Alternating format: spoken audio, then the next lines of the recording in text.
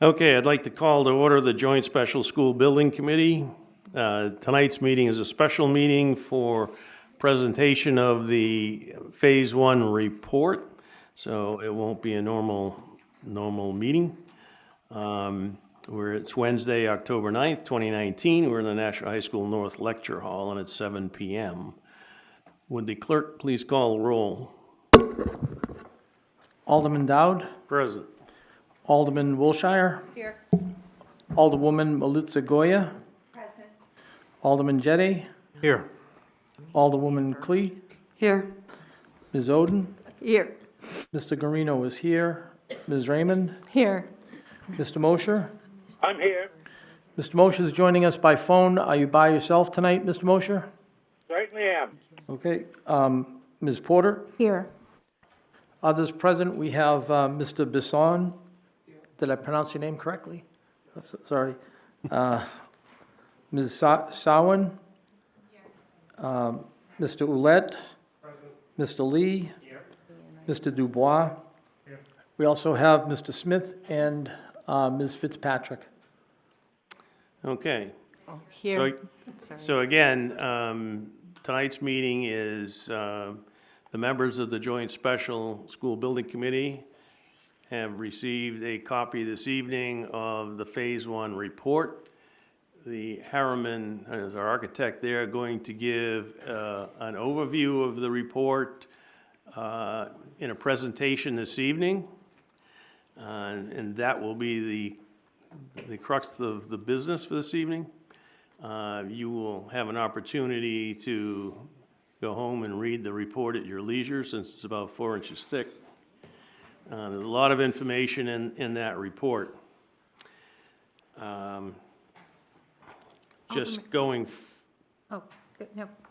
Going forward, we are going to be presenting this report and a presentation of the full Board of Education on October 21st.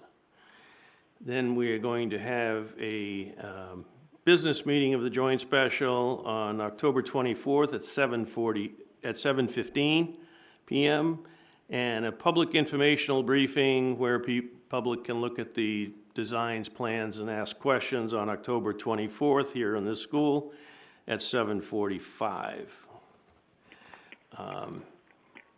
Before the architect gets started, the middle school project was undertaken for a number of reasons. One was that the current middle schools aren't all following, if you will, well, following may not be the right word, but aren't set up to do the middle school criteria set up by the state and federal governments. That will be addressed in the study. Also, we've had numerous infrastructure problems with the schools, particularly Elm Street, and then there's issues of security on all 3 middle schools, which will be addressed. We won't get into all the security aspects for that very reason, but the other thing is there will be some prices that will be presented this evening. Those prices indicate if we do everything that was found by the architect when they did their analysis of the schools. It does not mean it's the final price. We will at some point be working through what's in the report to see what's to be done, not done, added, subtracted. So the process there isn't completed yet. This evening you'll find out what the architects found when they did their analysis and generally what I'd like to call the safe price is for doing the various options.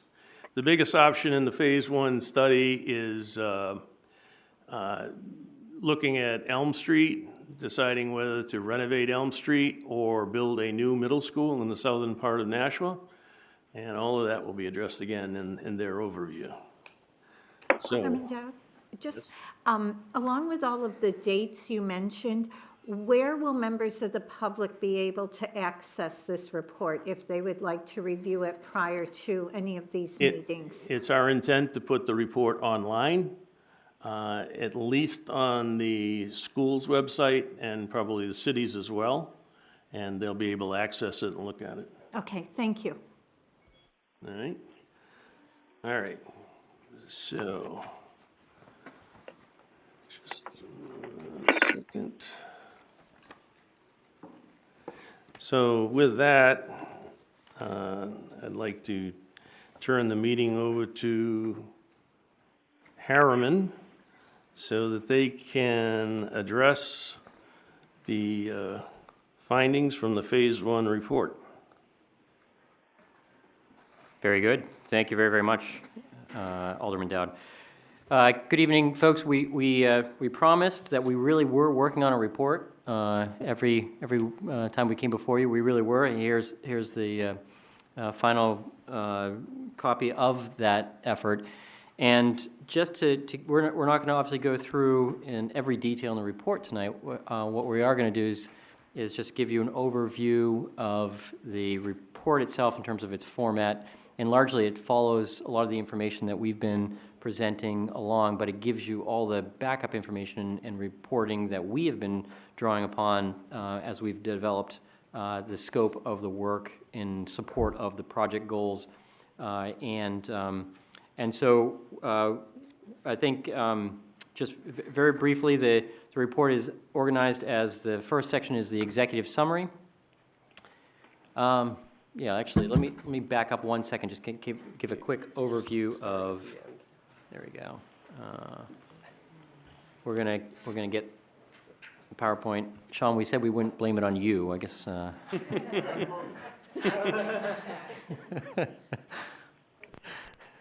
think we might have hit the limit of my skills. Very good, thank you. So our agenda to go through the material tonight is to, again, give you an overview of this feasibility report and how it's organized. And the sections that we're going to cover follow the organizational pattern of the report itself, which is the first thing is the feasibility or the facility analysis. It was our effort to understand the existing conditions of the buildings, and again, that's all 3 middle schools. And from that, we built recommendations to address the systems, and so those supported the concept designs that we came up with. The next piece that really is important that we undertook is a programming exercise, really understanding how the buildings are used. How do they support the educational programs that you currently have? And as we're thinking about these schools moving forward, how do they support the middle school programs, both the learning and recreation development programs that occur there now and into the future. And then with those 2 things, with the facilities and the programming, those support the concept designs. The concept designs are essentially our effort to address the needs. And from those concept designs, and you folks have all seen those, we'll touch on those again. That fed into a scope of work that Harvey Construction was able to price the estimated cost of construction. And then from that cost of construction, we were able to develop an estimate of the project costs for these. In addition to that, we also looked at not only the construction costs, the first cost, but also what would the operating costs be moving forward for these projects as well. And so with that, the report is organized as a quick overview or executive summary, and that's intended to give you the 5-minute snapshot of what the full comprehensive report has. And so it touches on each of the different sections, the 4 major sections, and it describes the information in a very, very high level at the executive summary. Then each of the chapters is broken down, or the tabs are broken down into their different constituent parts. And so the facility analysis is broken down by the major building system division, and also by school. And so, and then as we moved into the programming, in a very similar way, it's broken out. There's a summary at the beginning of it that looks comprehensively at all of the schools, but then it's broken down with information about each individual school.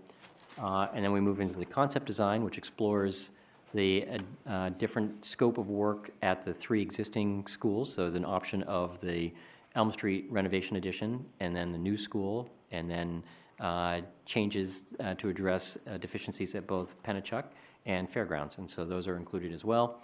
And then lastly, the financial analysis, which includes not only the construction costs, and there's a breakdown of the detail of construction costs, but it also highlights the total project costs, all the fees and services that are required for the various consultants that are involved in it.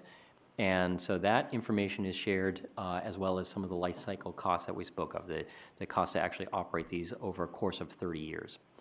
And so with that, I'm going to turn it over to Mr. Willett, who's going to highlight some of the facility analysis findings. And again, this is a lot of the information that you've seen before, but again, another overview tonight of it in context of the full report. Jamie? Thank you, Mark. So this, as Mark said, this is part of something you've seen probably a couple times during some of our presentations throughout the year. And the report will have a further detailed breakdown of each school. And lots of photos are in there to kind of show you some of the areas that we had noted as either deficient or things that need to be addressed. Here, we plan to show kind of the high level, big item summary items that we found in each school. So here at Elm Street, you've got things like the portable classrooms. Those are aged and should be replaced. The energy efficiency of the walls and windows they're quite low. I think they were in like the I think it was like less than R5, and you know, current standards are up in the 20 plus range. So the wood floor combustibility, the existing 1930s wing is built of wood flooring, not concrete or gypsum plank, as the most of it is, not all of it. Some of it does have gypsum plank, but there was during our assessment, we did find that a lot of it was actually built of wood. So there's some concerns there. The 1961 roof structure is deteriorating.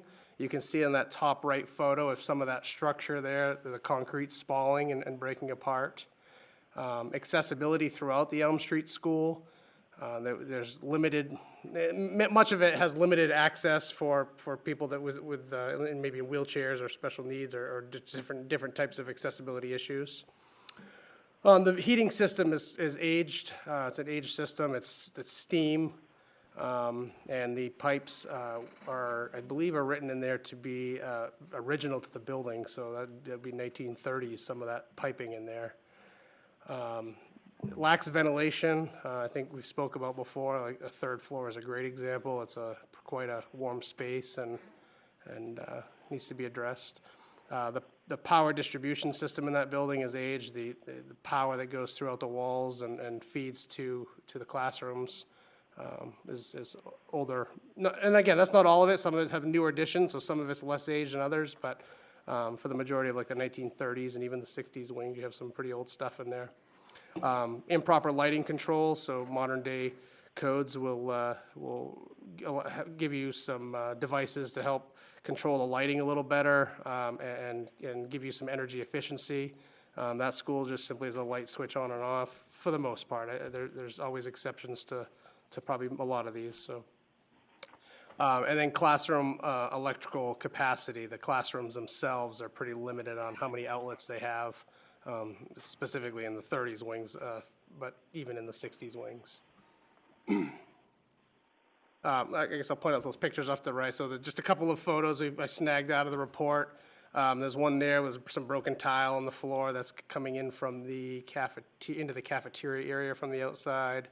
And then that lower one is of, actually I can't read what it says.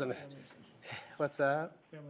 That's right. Family and Consumer Science, that shows that there's no accessibility in that room or limited accessibility for somebody in a wheelchair to access the counters. So Fairgrounds Middle School, that one had some site safety issues we've talked about on several occasions. I specifically mean there is like the pedestrian crossing and stuff like that. There was concerns of children that may have been hit in the past or or pedestrians walking across the street or whatnot in that area. The walls of the 1960 portion, this building had an addition in the late 90s, I believe it was. But the 1960 portion has, the energy efficiency of the walls is limited. The exterior doors and frames, you can see up in that top right picture, they're rusting through. So they've had some years of salt abuse. Accessibility, there was some accounting for accessibility when it was renovated, but there's still some issues in the school that we found. Aged power distribution, this building, especially the 1960s wing, had some older wiring and actually there's some switches in there. I'd never seen them before myself, but there's a little push button up and down thing. It's kind of an interesting little device. So, masonry joint conditions, you can see in that middle picture on the right, the masonry joints, which is brick, brick or block. It's kind of falling out, cracking.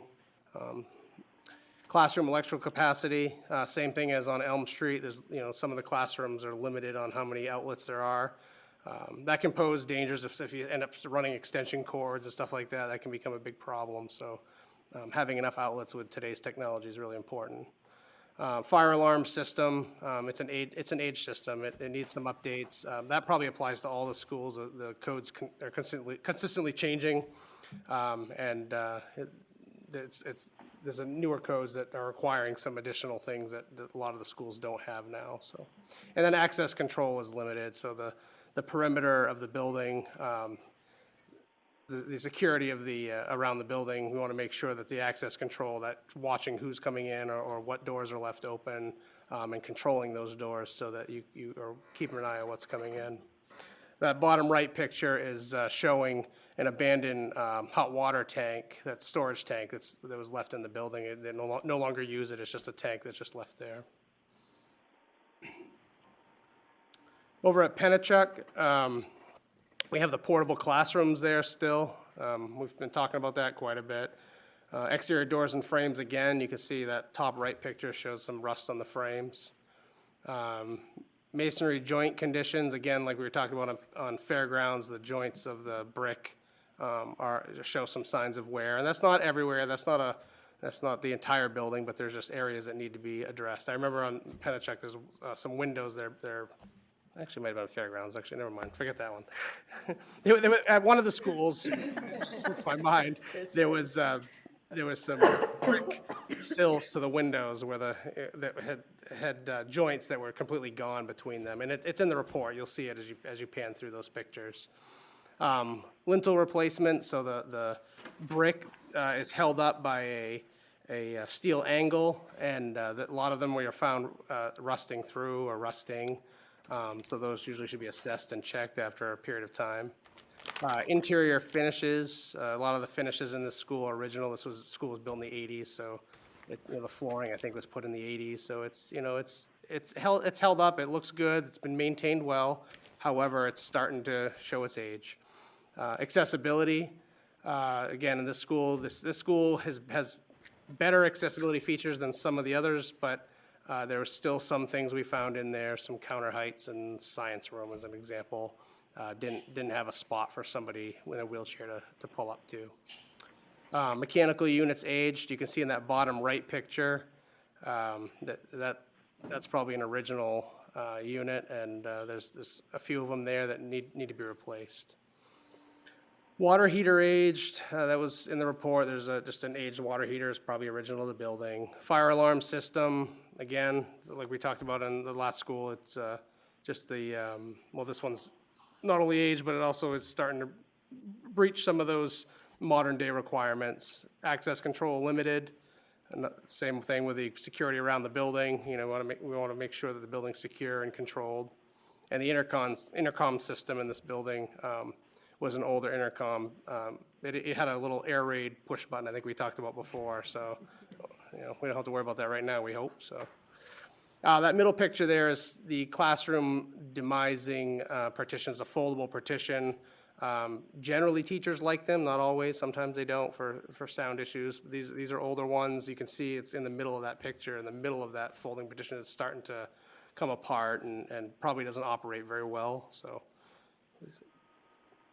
So programming, for those who are new to the report, the programming process that we went to is a multi-tiered process. And so programming is, when we say that, it's really about educational programming and the programming to help define the scope for these projects. And our charge was to create 3 800 plus or minus middle schools that provide equitable programming across the district.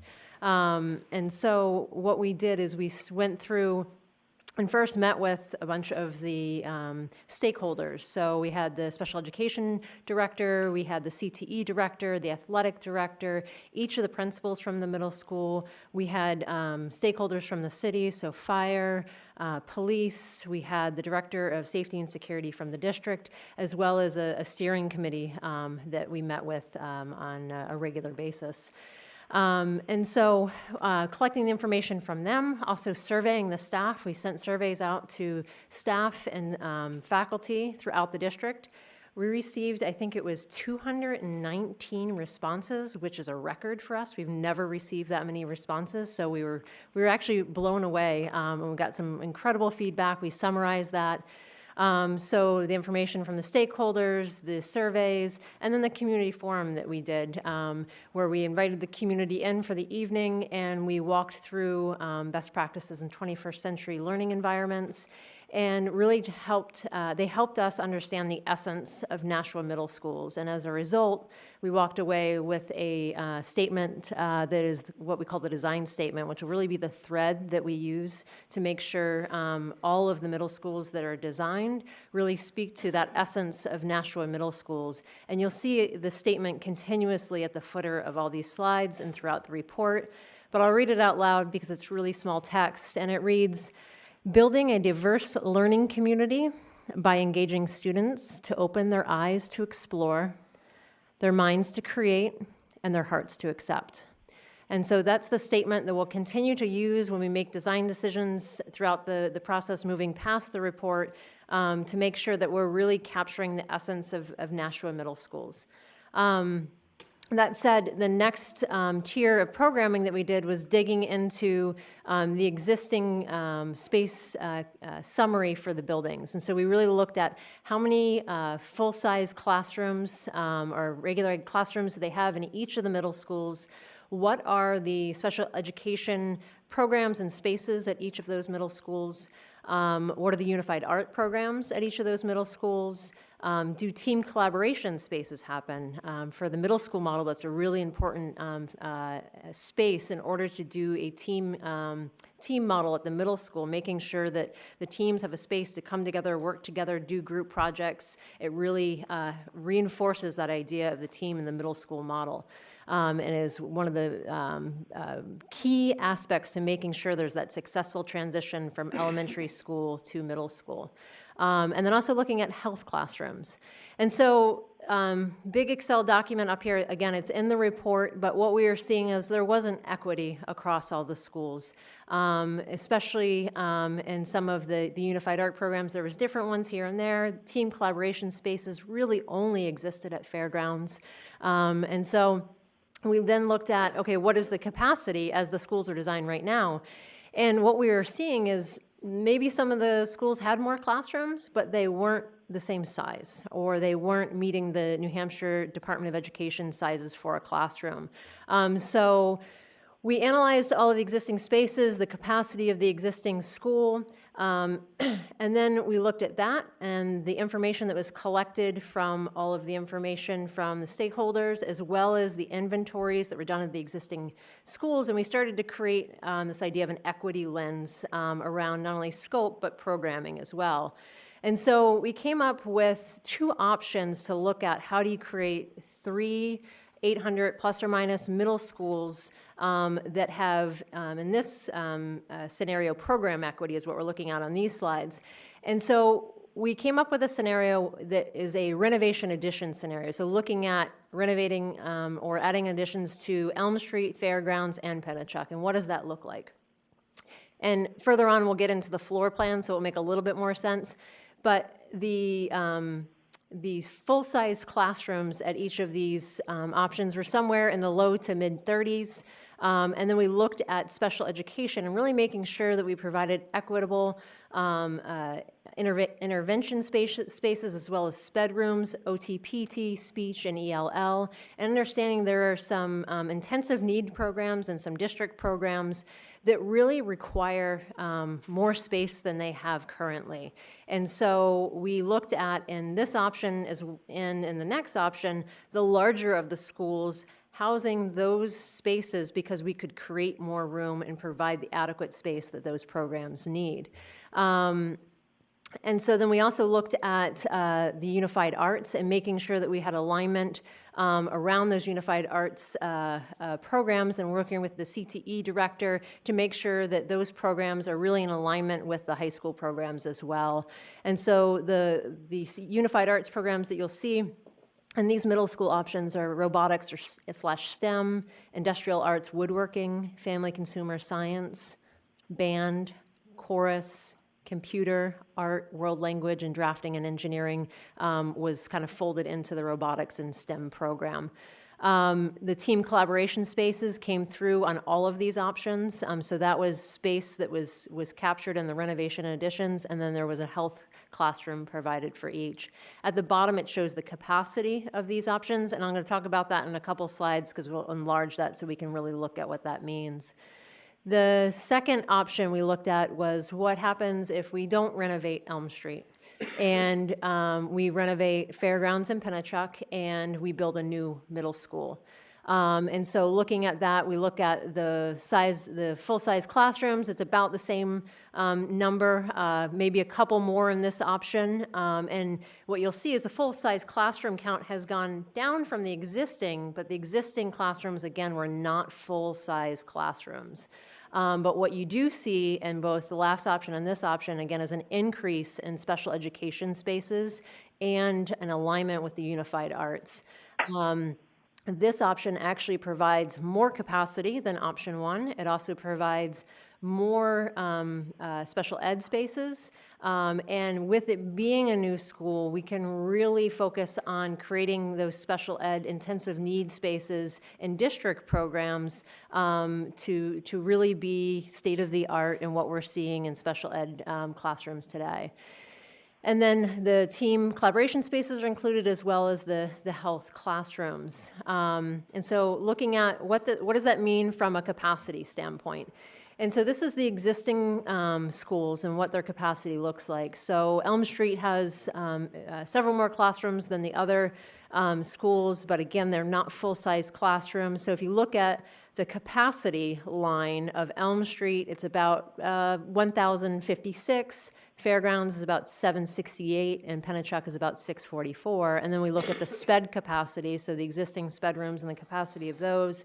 We add those up to get our total capacity. And so if we focus on the orange box, you'll see total capacity, and then under that, current enrollment at each of these schools, and then you can see the delta. So there's actually a little bit more capacity than what the enrollment is right now.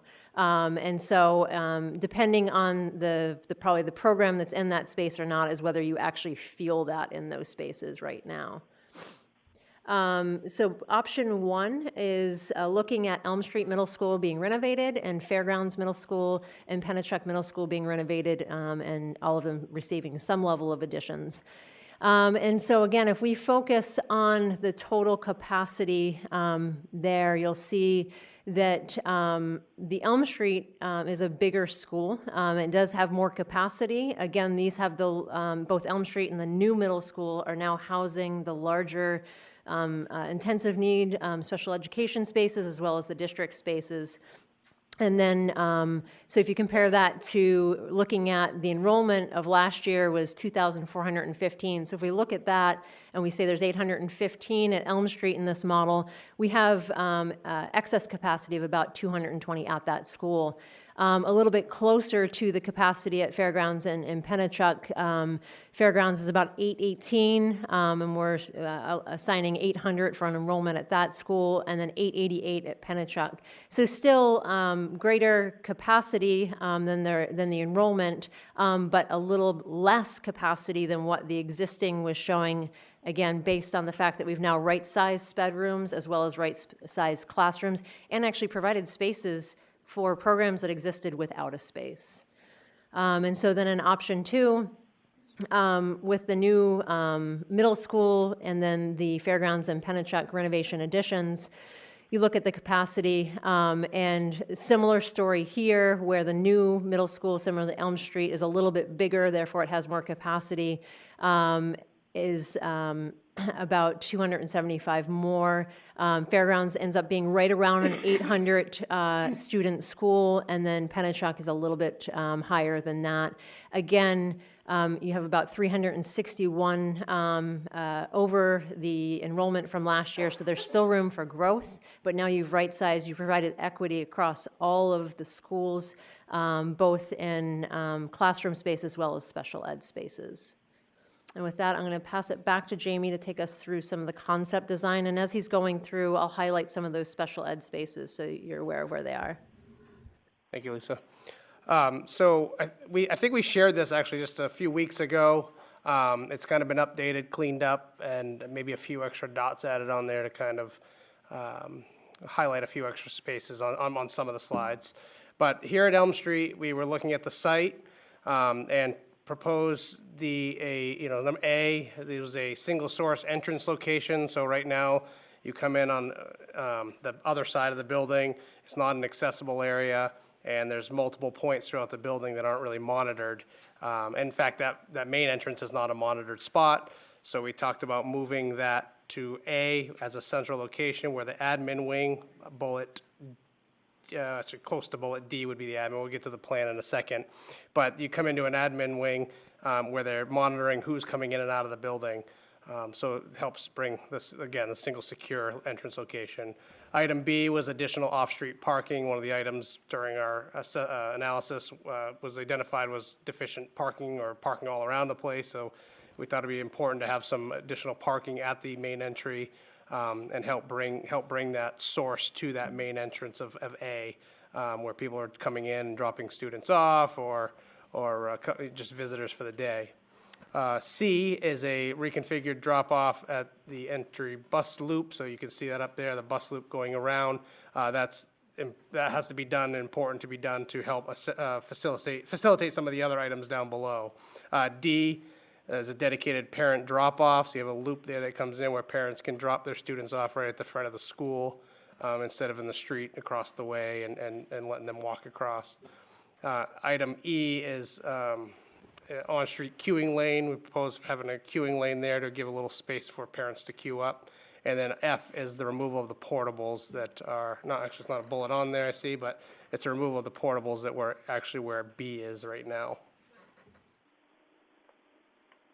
We go to the plan for Elm Street. Again, this has all been shared the last meeting. A is this new secure entry we just talked about on that last slide. The parking lot would be right where that almost where that north arrow is shown to the left of the A. So you come into A and B off to as you're entering the building through that A spot. The B is the admin wing to your right, where it's secure. You're inside of a secure vestibule. Admin's checking you in, making sure that whoever needs to come in comes in, and who doesn't.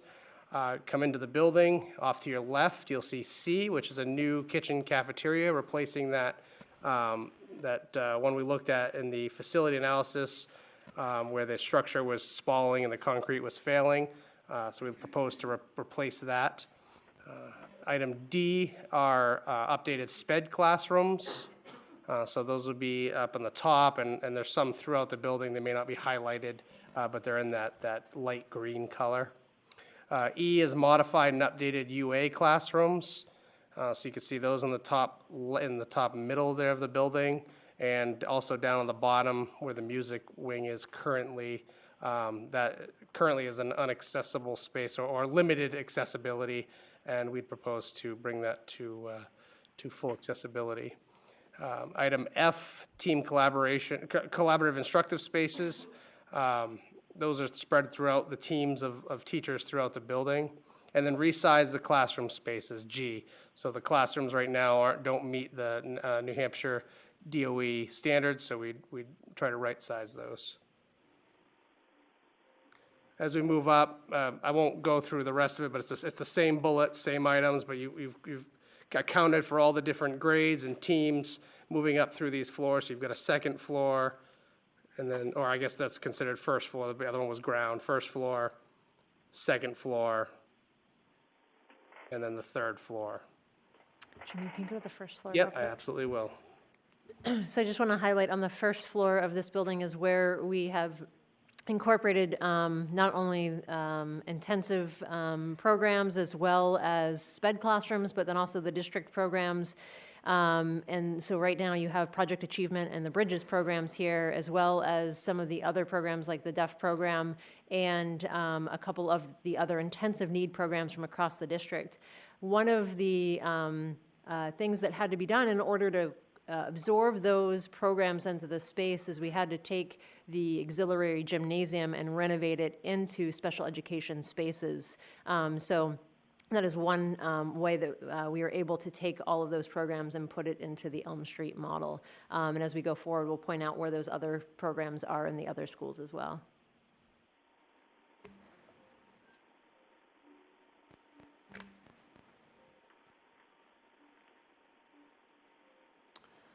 Over at Fairgrounds, I think most of you have seen this site plan. So I guess we'll start off on A is the perimeter security drive upgraded. We propose that drive that goes around the building be upgraded. I think I mentioned last time that there's a big dip right where that A is just about, and it's difficult for, it would be difficult for a fire truck to traverse or bus and even vehicles for that matter. Item B is additional parking on the south side. So you can see that on the left of that plan. There's some additional spots back there. Item C is a reconfigured drop-off and entry, as well as an expanded bus loop. So item C is that bus loop going around there. I guess I ought to explain right now the bus loop is partially used for parent drop-off, and there's no dedicated parent drop-off. So we'd propose to incorporate a dedicated parent drop-off at item E, item E, which also has a reconfigured parking lot.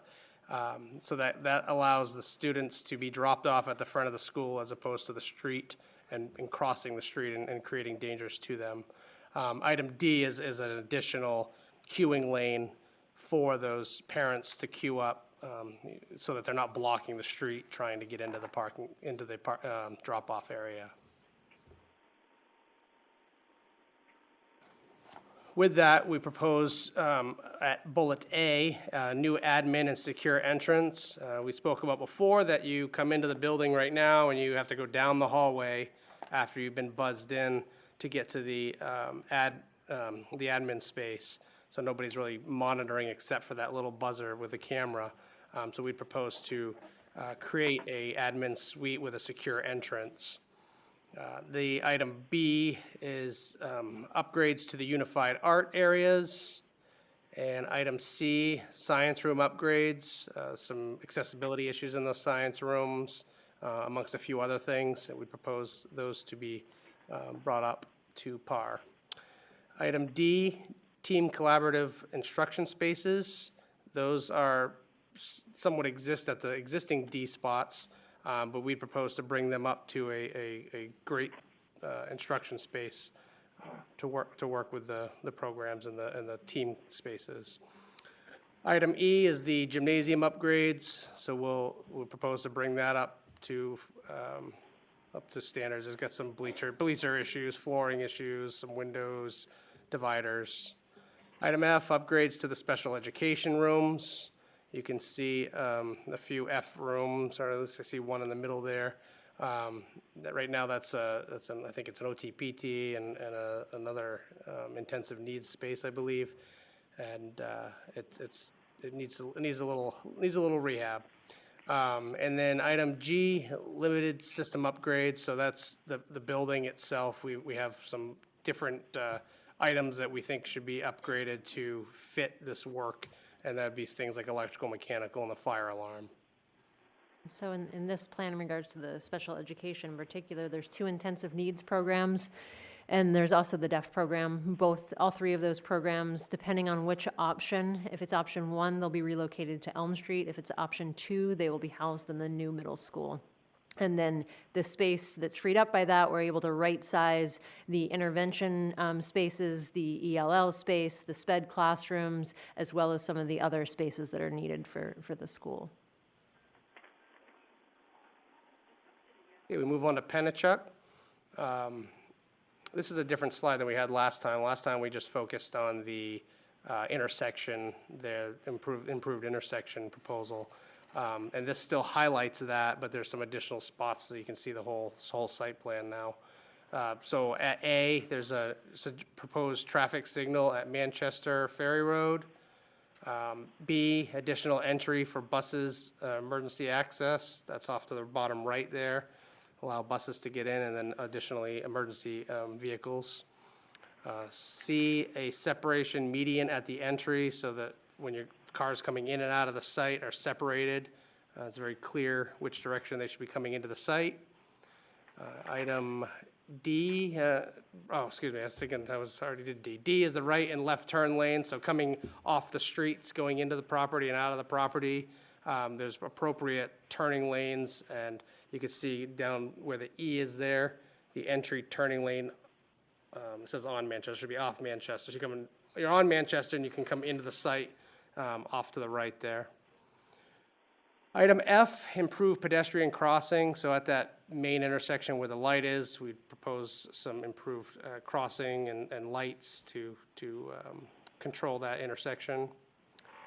Item G is the reconfigured parking spaces up above. Item H is a new bus drop-off in the back of the building. And item I is a new parent drop-off. And I think currently they're flipped, and to, it really is still kind of interchangeable, but our thought process is that I is the main entry to the building, and we want parents and visitors to get used to coming into the main entry of the building as opposed to the back of the building.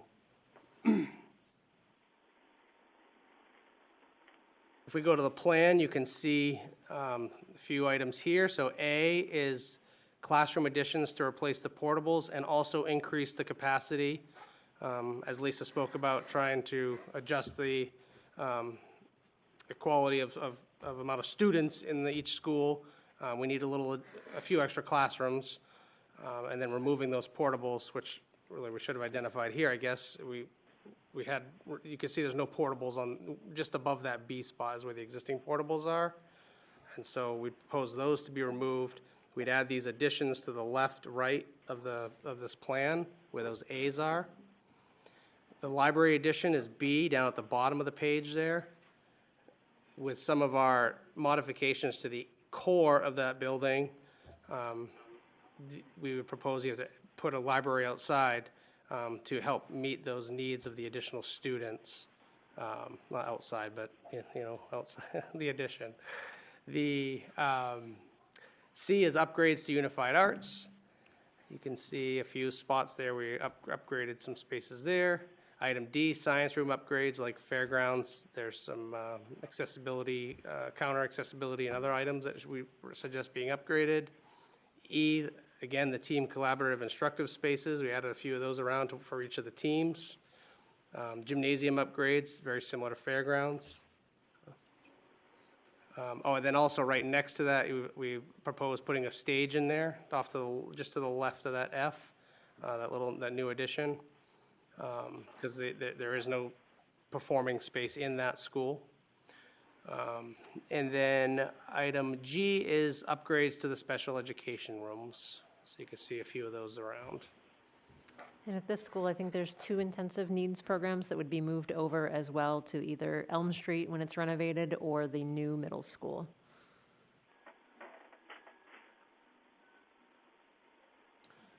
the new proposed middle school.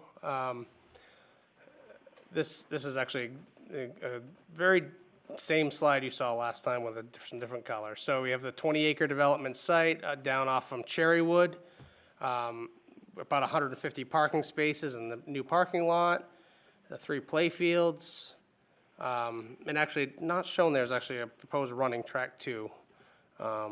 D is tennis and basketball courts. E is a connection to the trail network. There's a bunch of trails that are out in that area, so we'd connect into those. F, the access drive from Buck Meadow. G, the emergency access from Cherrywood. And H is water and sewer would be connected in at Cherrywood. I is a new upgraded power down from Buck Meadow. And J is a sidewalk to the site from Buck Meadow. And then I guess another point we wanted to mention was there's a new access road around the back that would also have the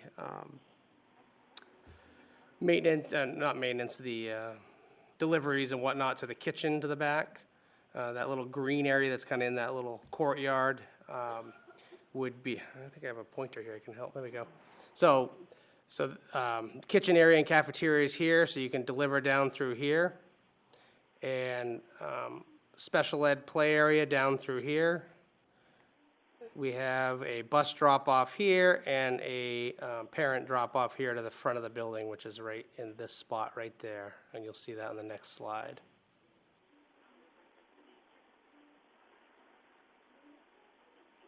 On the new middle school concept, proposed concept, the A represent, let me get you oriented here. The front of that building is right here at C, the secure entrance. So we have admin wings here, gymnasium and stage, kitchen, cafeteria, back of house spaces. D is a unified arts area. B is a separation between the public spaces and the teaching spaces. So if you wanted to have evening or after-school activities, you could keep them separate.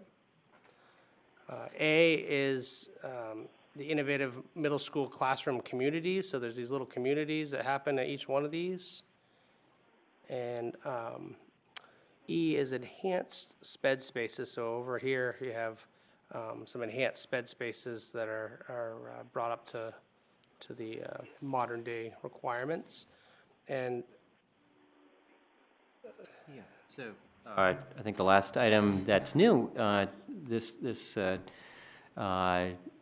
preview is a lower level, so there's, below the first floor, the site actually slopes as it goes down towards Cherrywood, and there's room to tuck an alternate for additional special education intensive needs program spaces, and the intent here was to look at what would it take to accommodate students that currently are being serviced out of district, and to be able to bring those students in district by providing adequate and appropriate spaces for those programs. And so this is the first time I think we've shown this, but it fits in nicely below that southernmost wing, and has an opportunity to have access directly to the outside, and even to have an entrance potentially directly off of it as well. So it is connected to the rest of the facility, so there is an opportunity to take advantage of the resources of the rest of the middle school, but it also is somewhat separated and provides a little easier access in and out of that location. And so it's comprised of approximately 6 classroom spaces, and that's to accommodate up to about 60 students with more significant service needs than many of the current spaces can support. So, and we'll see that broken out in our costs separately as well, but that was an investigation into that program opportunity. I think Alderman Musicola has a question. Yes, Yes. thank you. So I don't remember, but now maybe this is making sense. I don't remember hearing about a special ed play area before. Right. So As I look at where it says first floor and that wing with the A on it, Right, and ground floor and the wing with the E, if I tuck E under A, that's correct. then above first floor, ground floor, right there is where Right they there. would have direct access That's to the correct. special ed play area. Yep. Okay, thank you. Absolutely. Yep, very good. And then, so I'll go up real quick, and then Lisa, I'll let you chime in. We have a couple other floors, second floor. Again, you have the classroom wings here, and there's a library, and then this looks down into the cafeteria space with like a community stair space, so that it's good for public events and stuff like that in the evenings. And then the third floor is just simply the classroom wings only, so. So in regards to the special education in this school, Mark touched on a new portion of that, but also the wings with the same color that you're seeing here, and it kind of stacks on all three floors right now. But again, these are interchangeable in any one of these wings if you want to disperse them in a different way. Are the district programs and the intensive need programs. And so having all of those in one school, in addition to possibly bringing even more of the out-of-district programs in, there's a lot of efficiency around shared resources and support across all those programs instead of having them dispersed across the district. Because as Mark was mentioning, these are programs with really intensive needs, lots of equipment, lots of a much higher ratio of student to teacher. It's usually multiple adults to one child. And as we were discussing, at the middle school age is where they're starting to get a little bit larger, and they need more assistance with their everyday functions, and so making sure that we have those accommodations in this school. So that is definitely one of the advantages to putting it in a larger school, but also in a new school where we really can do it right from the ground up.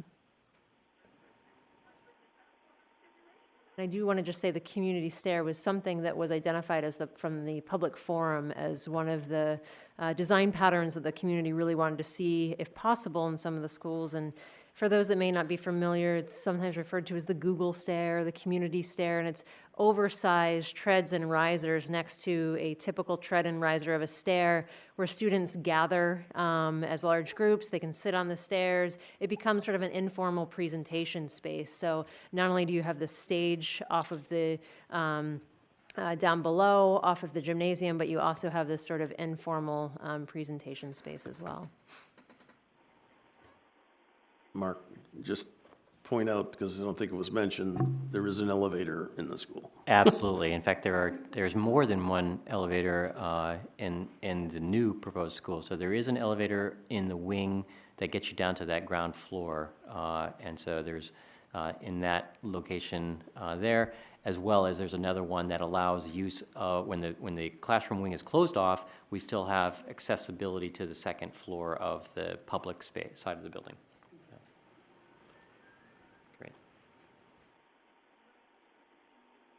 And so that brings us to section 5, which is the financial analysis, and what we show here are total project cost summary, and this represents not only the construction cost, but all the other additional fees, and that is for furnishing and fixtures, equipment, technology, the architects and engineers fees, the needs for temporary swing space during the construction itself, the abatement of hazardous materials, and then testing services during the construction itself as well.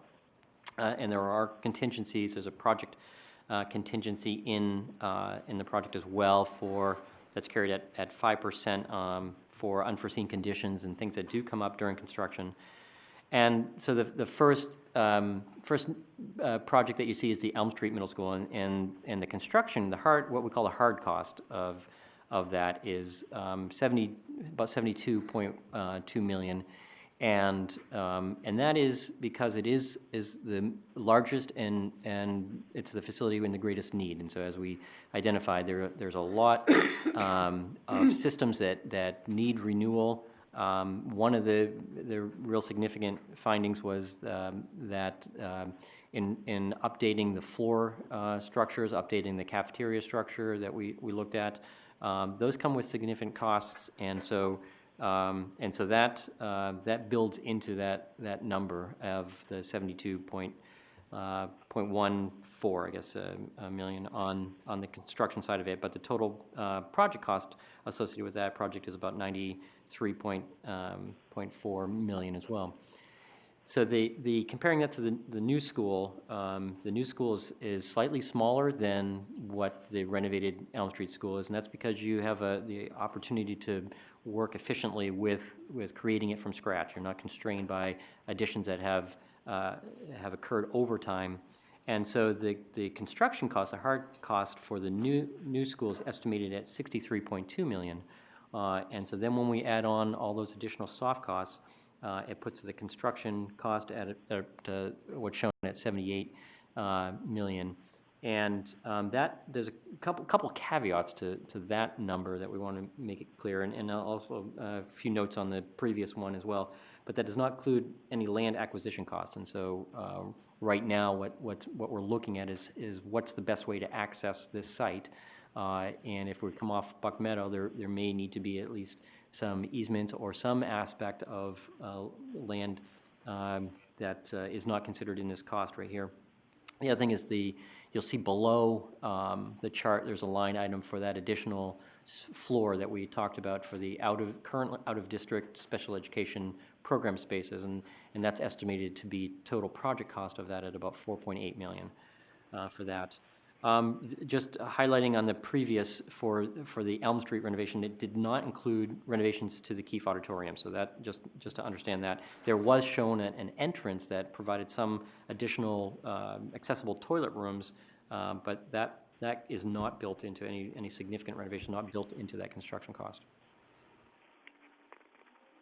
Mr. Dowd. Again, I just want to caution for those that have been involved in building projects before, the first time we get the cost, they're higher than what we'll end up with. When we end up with the final design, hopefully these will be a little lower. And also, the last 7 projects, including these 2 high schools that I was involved in, we finished on schedule and under budget. So the numbers include contingencies for the architect, for the construction manager, and for the school district or for the joint special, so that if things come up that are unknown, unexpected, you have the funds to cover them. If we don't spend a lot in those accounts, then we'd have money left over, and it can either be allocated to a new bonding program or can just not be bonded. So also the expenditures, when we make a final decision on the path forward, is that does not mean that they will go out and sell bonds for that amount of money that day. The bonds get sold as construction costs come in or are anticipated. So it gets spread out. And there'll be other things that we're looking at to try and reduce the impact of the costs. So. Thank you very much, Alderman Dowd. Just rounding out the conversation on Fairgrounds. Fairgrounds, in order to accommodate our stated goals of the study, and those are thinking about the equity items that we talked about and the population of approximately 800 students, it required the least amount of addition to the building, and therefore, and it's also had improvements over time in the not too distant past.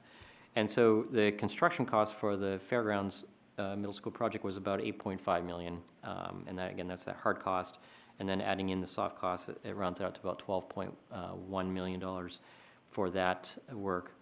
And then lastly, the Pennachuck project, where we're replacing the portables and also creating additional core space and program space by displacing the library and adding that on, and then adding on the stage. So that had a little more new construction driving up its costs. So that's the hard construction cost of about 19 million for the Pennachuck School, and then adding on the soft cost at about 24 million for the And those do include on the Pennachuck, the site work that we've identified as well through the improvements that were shown on the site slides. So, and with that, I think we may be at sort of our conclusion of our summary of the report, but we do want to open it up for questions or comments, and we invite everyone to spend lots of wonderful time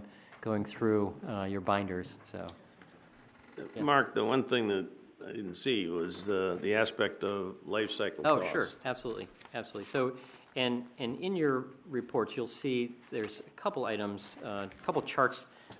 One of them is on page 709, and that looks at, and we don't have it on the screen here, but those of you who do have a binder and look at it, and we'll have this information available to everyone as well by posting it, but it looks at our utility cost per square foot. And so, and those are on an annualized basis, and so they range everywhere from a low of the utility cost would be where we expected. It would be the new school, and that assumes at about $1.30 a square foot per year. And that's consistent with about what we would project for the Fairgrounds Middle School, and Pennachuck comes in slightly above that. And those are dependent on several factors, but they have to do with the insulation in some of the walls, they have to do with the mechanical systems in the buildings themselves, and so and whether or how the systems deliver heating and cooling to different spaces. So, but they measure the cost for fuel, electricity, and water. And so there's a comparative chart there that identifies, again, what we anticipate those costs would be. So there's savings and significant savings in going from an older building such as renovating Elm Street to a new building where you can build it very efficiently with the latest systems and technologies in the envelope of the building. The other chart that'll point to is on page 711, and that identifies a life cycle cost for the construction and utility costs for 30 years. And so it shows a different color line for each of the different projects. So the lowest being the lowest construction cost. So this is really driven a lot by construction costs. If you were to actually look at the operational cost of the utilities, the slopes of those lines change depending on those unit costs that we just looked at, but they're about 10 to 20% of the total cost of the project over a course of 30 years, and so a significant component that needs to be considered is certainly the construction costs that are bonded, and this assumes a 20-year bond at about 3%. What it also doesn't show, though, is that during that course of the 30 years, you will be required to make capital investments in the facilities. We think the least amount of capital investment would be in the newest facility. So if you were to construct a new building, your capital investment is pretty small for the first 30 years. And 30 years aligns pretty closely with most building systems. And so the average age of most mechanical systems and many building systems is about 20 to 30 years. And so it's after that you start seeing building failures and that require continuous investment. And certainly Mr. Smith is no stranger to that, having maintained your facilities in an excellent condition for the many years that he's been here. But, and so even with a renovation of a building, we'll bring it up to a higher standard than it is today, but it's still, an older building is still going to require some level of capital investment over time as well. So, thank you very much. Does anyone have questions from the board? Alderman Klee? Thank you. I got something to say too. The question that I have is relative to Pennachuck.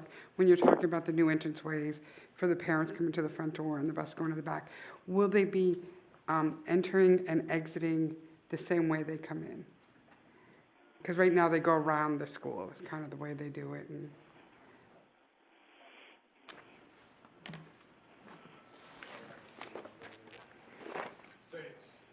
can you turn the light? Yeah. So what I believe you're suggesting is right now they come in and they come around. Speak to the microphone, please. Yes, sir. If I'm understanding you correctly, you're suggesting they come in and they come around right now, if this were the existing, and they interact with the bus loop, and they come down and out, correct? Correct. Yes. So in this proposed model, we'd come in for, let's say, the parent drop-off, they'd come in, they'd drop off, and they'd come back out this way. Okay. The buses would come in this way, they'd take their swing around, and then they'd come back out, and the only interaction is a stop sign here and here where they would cross each other, hit the light, and then go whichever direction they need. And that light that's proposed there would be, only be going during school hours, is that correct? That will be dependent on the people that control traffic lights. Okay, thank you. And we have to comply with certain standards for any type of traffic light, stop signs and all that thing. So there's a manual involved, and I would assume the timing would definitely be different if it's operating 24/7, but that'll all be up to BPW. Okay, thank you. I'm ready, Rick. Go ahead, Mr. Mosier. Thank you. As far as the traffic lights, as the regulations, that's federally controlled. Even the color effect of the lights is regulated by federal standards. But to get down to the nitty gritty of this thing, we are so fortunate to have this land readily available off of Buck Meadow and Cherrywood, and it's suitable for the building. And being that we have found so many deficiencies in Elm Street, I know myself from being around for a considerable amount of time, just like you, that we've seen that things that we have wanted to do and the expense that was involved. Even from the transformers from the electric company, the updating of the wiring and electric system, the fire control system, and everything else. And considering the age of the building, no matter how we cut it, it's still an old building and requires an awful lot of upkeep. And because it is an old building, it's going to continue to require a good amount of upkeep to keep it up to standards, which it's not at the present moment.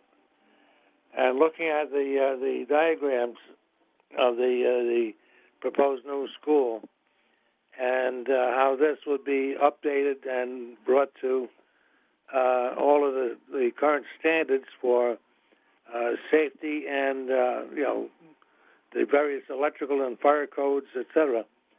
I think that we'd be much better off to continue along that vein and look to see what is going to be done and how it's going to be done, and any changes that are made, we can discuss them and what it might cost or not cost.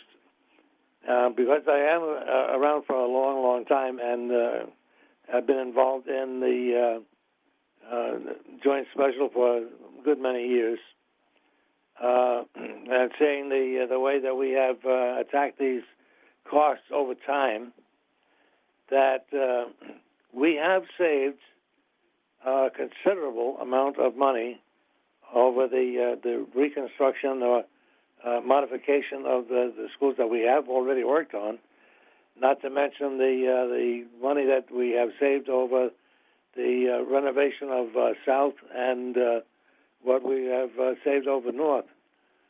And the life cycle there has been, as far as I can discern now, has been very, very generous to us, and that has not really cost us any large, extravagant amount of money to keep these things up and running and in good condition.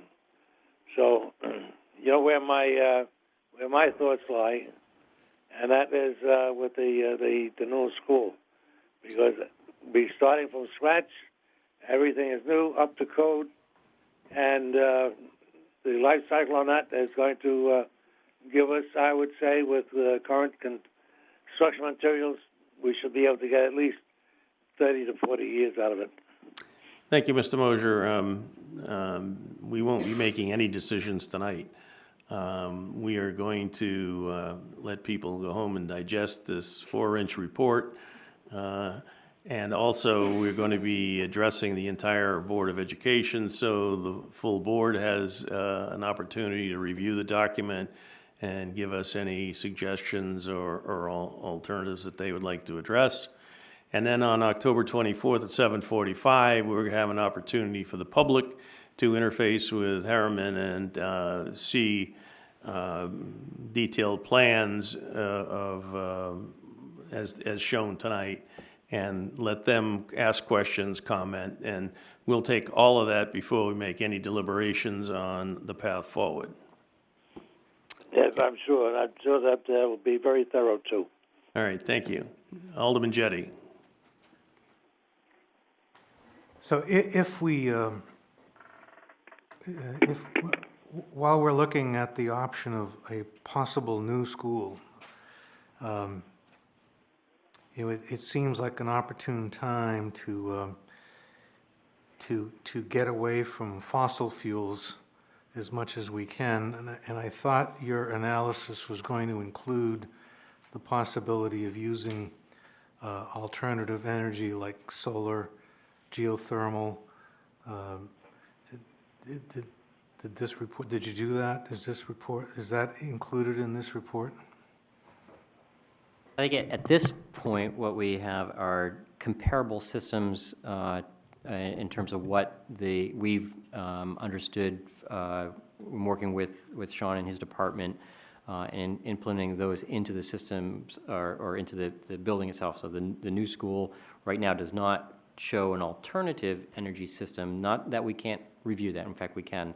That typically we find that those have a higher initial cost, but they do have a payback, and so I think what we can do is supplement that information to show you what those additional costs and what their paybacks would be for those enhancements. Absolutely.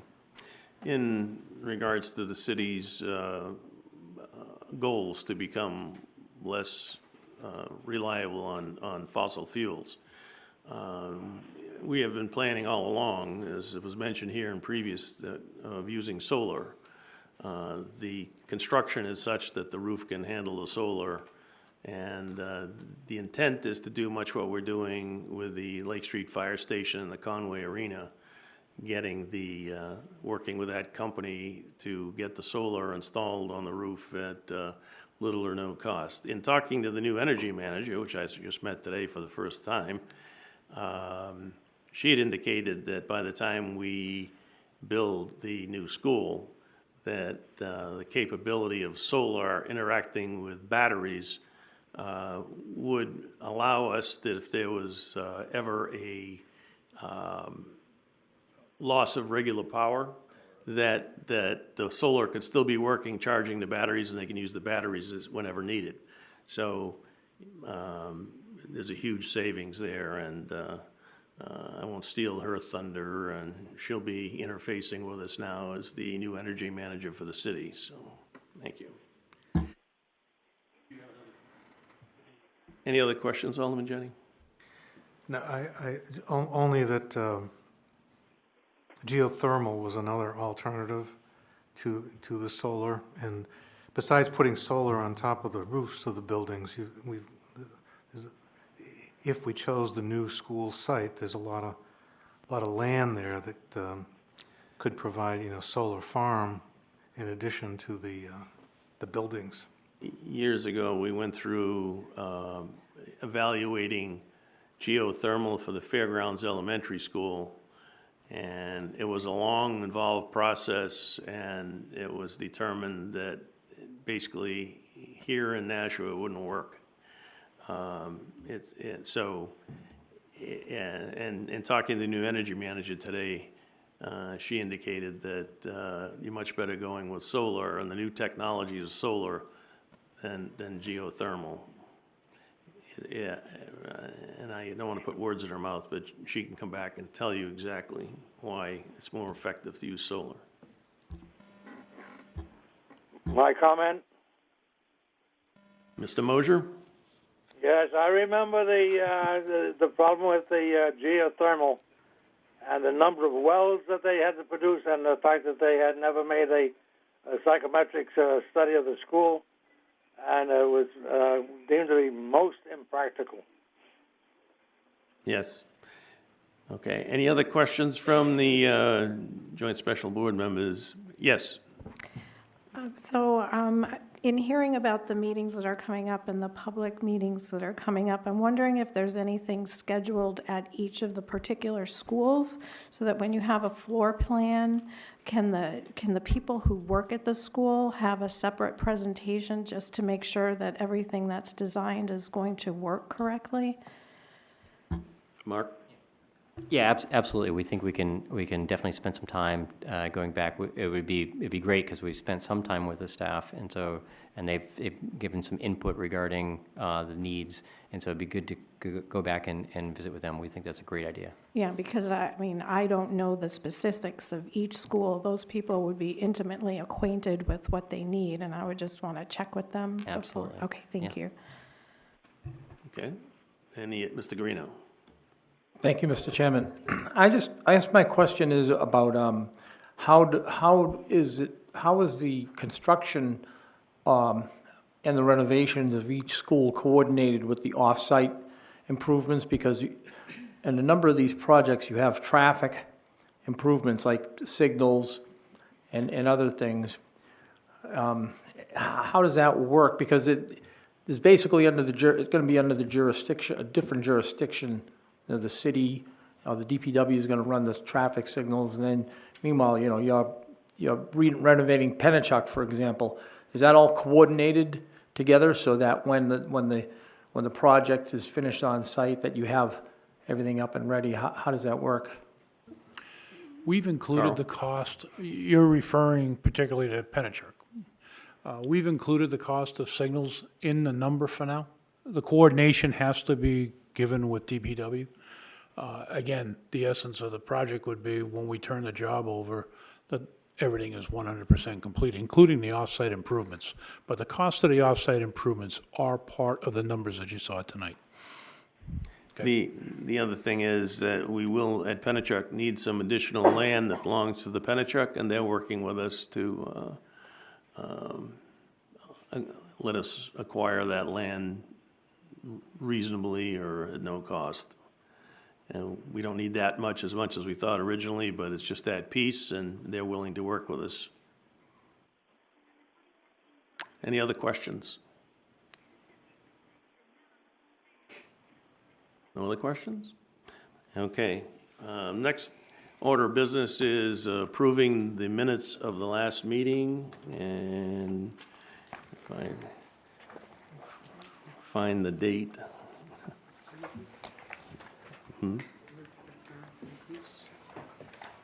And just one second. Oops. Thursday, September 26th. September 26th. Do I have a motion to approve the minutes of the meeting of September 26th? So moved. All right, I have two motions. Mr. Mosier.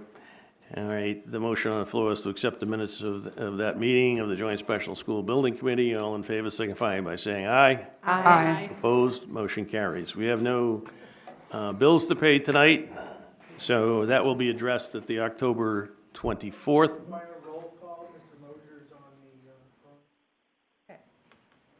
All right, would the clerk please call the roll? On the motion to approve the minutes of Thursday, September 26, 2019, Alderman Dowd. Yes. Alderman Wilshire. Yes. Alderwoman Melitza Goya. Yes. Alderman Jettie, Yes. Alderwoman Clee, Yes. Ms. Oden, Yes. Mr. Guarino votes yes. Ms. Raymond, Yes. Mr. Mosher, Yes. Ms. Porter, Yes. motion carries. Okay, thank you. And as I said, we have no bills to pay this tonight. Oh. Alderman Lizzie. Yes, just before you get a motion to adjourn. No, I got something else before that, but go ahead. Oh, okay. All right. Could we have a copy of these slides attached to the minutes? Because many of us were following along in here, but we didn't have the letters, so if people are reading the minutes, they'll be able to follow, please. Yes, and the Thank you. slides that were presented on September 25th are attached to those minutes. Yes, I was very happy. Now, we have a period of public comment. It's not a question and answer period, so if you have a comment, you can please come down next to Mr. Smith.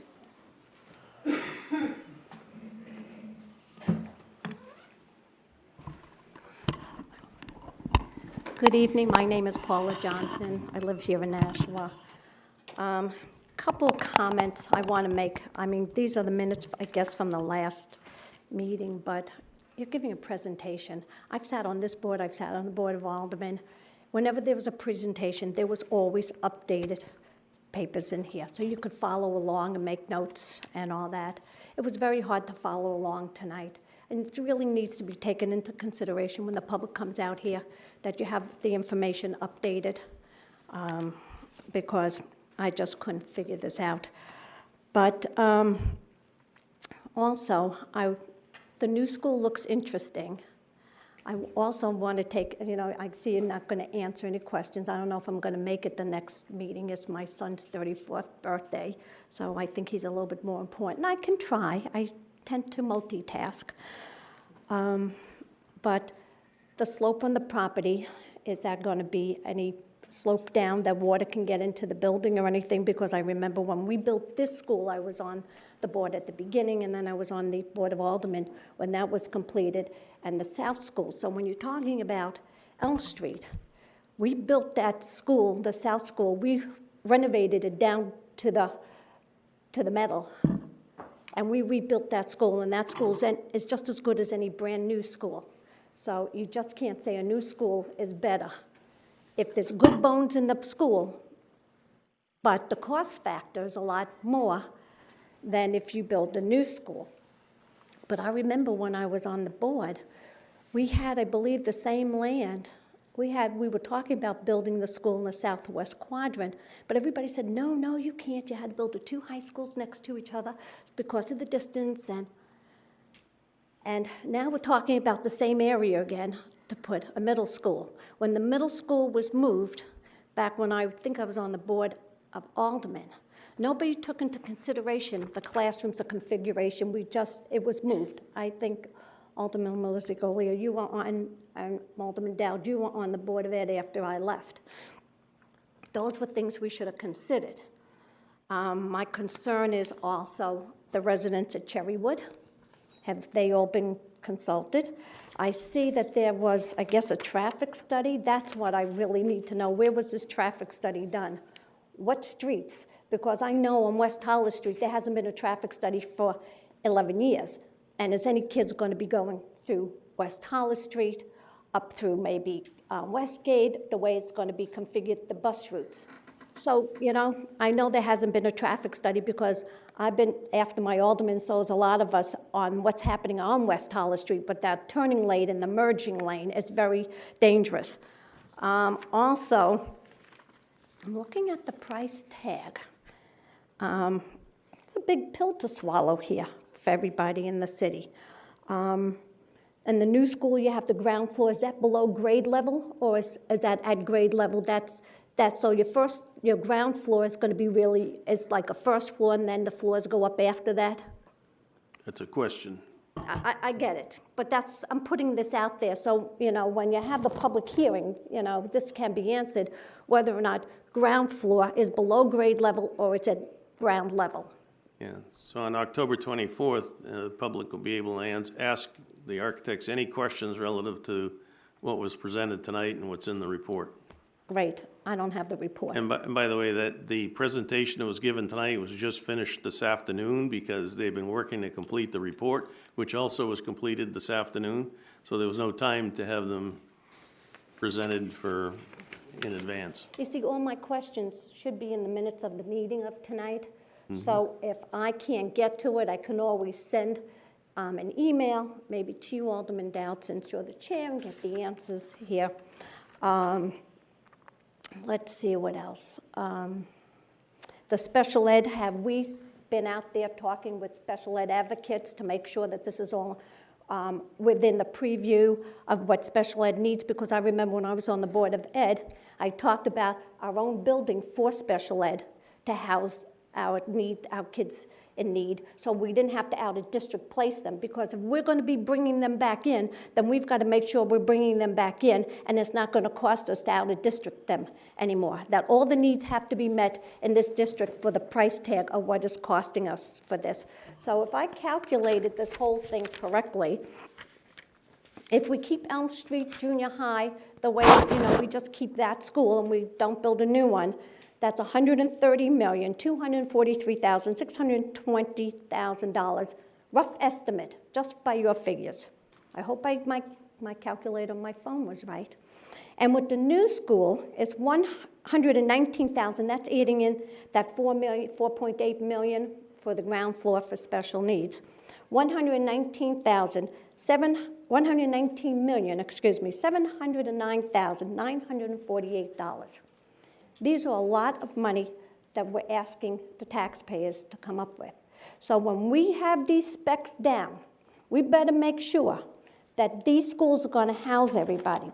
But I guess what really threw me off to begin with was how we're going to cut the city up, I guess, into thirds to make sure everybody has the same amount of kids in the school, that there's equity throughout the whole district, and that no one's going to be left out here. Because if one school has 10 kids more because 10 kids more moved into a neighborhood, does that mean we're going to have to redistrict everything all over again? I can't see this feasibly working to have the same amount of kids in each school to divide the city up that way, especially when enrollment is going down and we're building all this.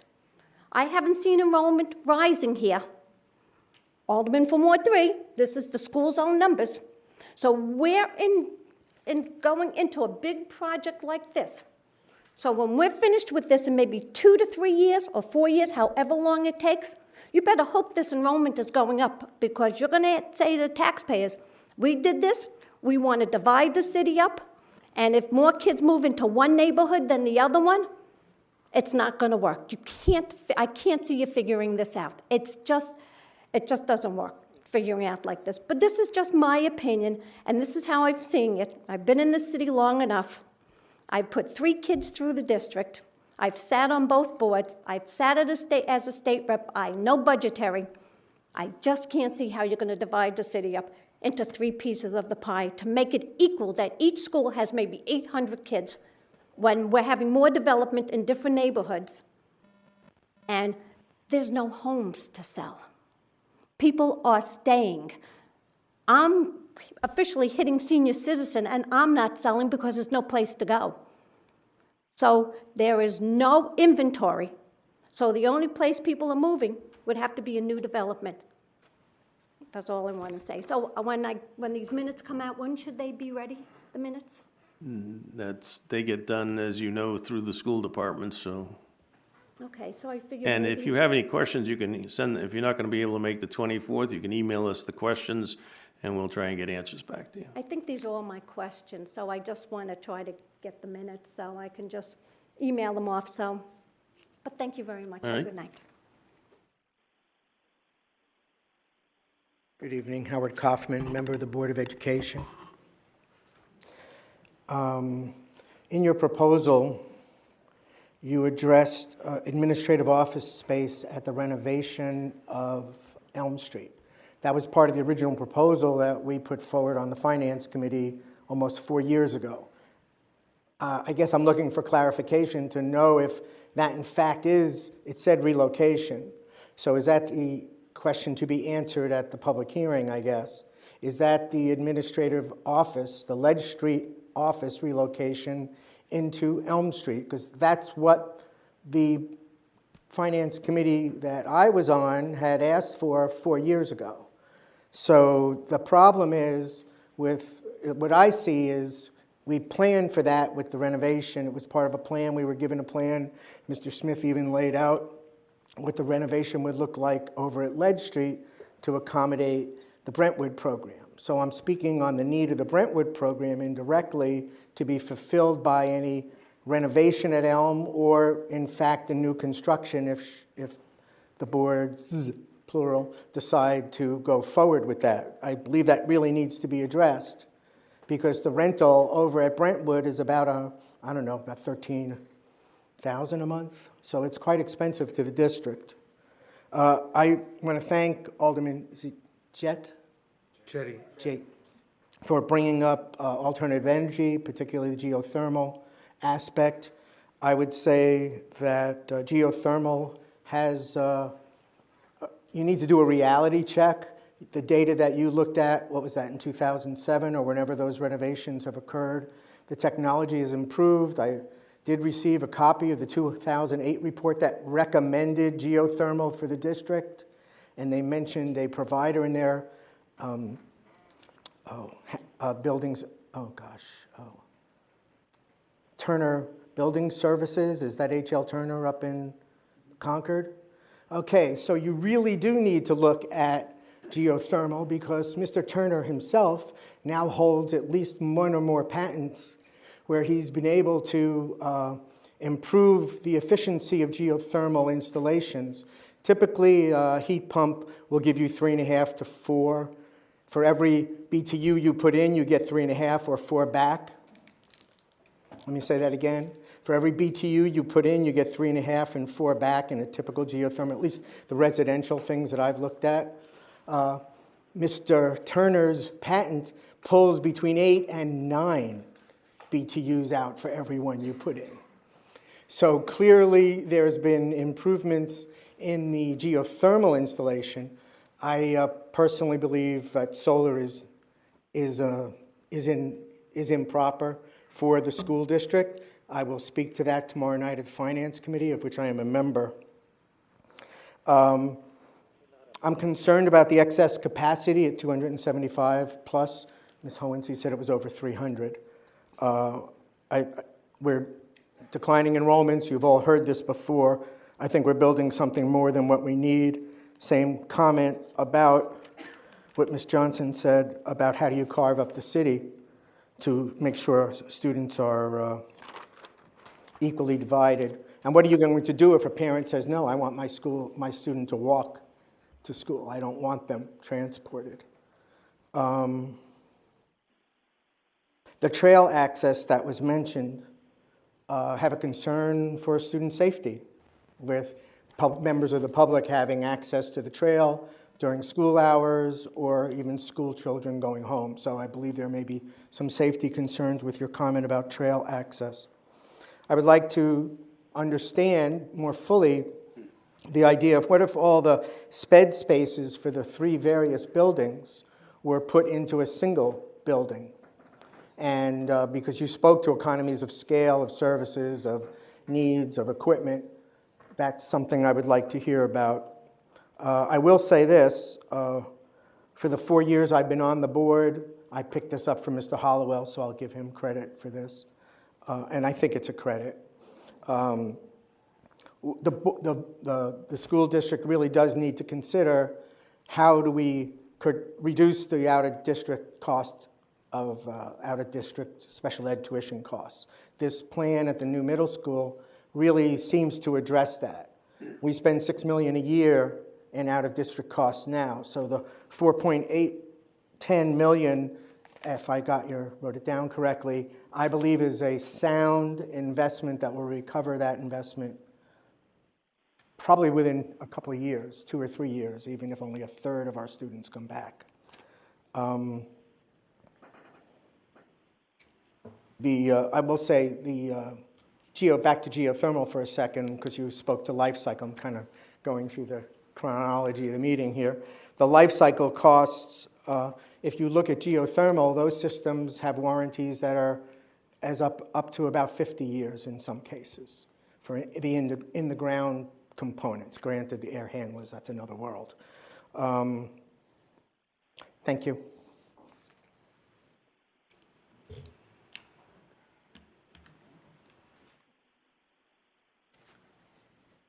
Good evening, Doris Hohensee, I'm on the board. I want to thank the last two people that came before me because they addressed a lot of the questions I had. There was one that hasn't been mentioned. They talked about informal presentation spaces. My understanding is we had those at the high school and they had to be closed off because they were discipline problems or something. For some reason they were there and then they were closed off. I could be wrong, but I heard that recently, so that might be something that we investigate before we go forward. And I would really appreciate more data. I looked all night, I couldn't find, I mean, there's a lot of data you have in that book, it's not online and on the board. We really need the data. I asked at the last meeting if there could be more copies, so somehow that's got to get online so that myself and the public can look at this, because unless we look at it thoroughly, we really can't come up with the questions we need to ask at the hearing. So thank you very much. I've arranged to have every one of the Board of Ed members have a hard copy of the report. As far as the public access, it's going to be online, and but the Board of Ed will each get their own hard copy, and soon. Okay. They just couldn't carry all those reports down here today. Well, we have that for budget books, but we did need more than 3 days before the meeting to look it over thoroughly, so thank you.